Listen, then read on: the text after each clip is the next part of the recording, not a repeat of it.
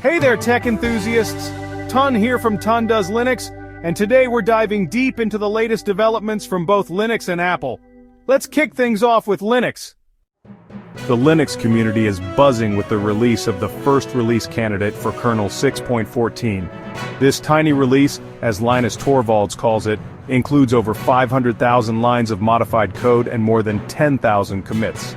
It's packed with updates for RAS, fixes for CPU speculation, enhancements for secure encrypted virtualization, and improvements to several file systems like BTRFs and XFS.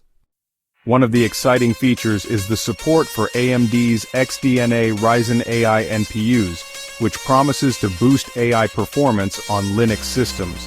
Additionally, there are updates for ARM architecture, RISC-V hardware, and improvements for Suspend and Resume support on Raspberry Pi devices. The final release of Linux Kernel 6.14 is expected in late March 2025, so keep an eye out for that. Now let's switch gears to Apple. The Cupertino giant is gearing up for some major releases. First up, the MacBook Air is set to get a significant upgrade with the M4 chip, expected to launch as early as March.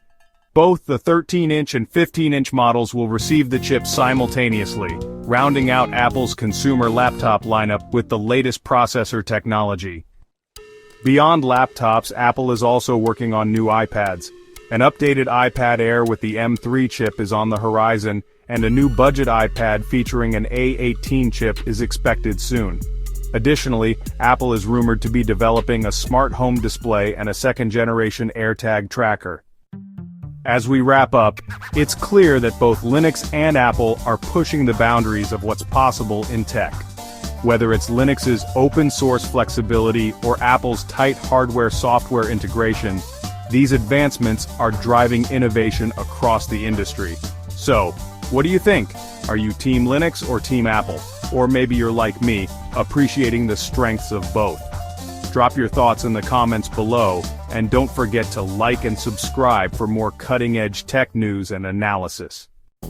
This is Ton from TonDoesLinux, signing off. Until next time, keep coding, keep exploring, and keep pushing those technological boundaries.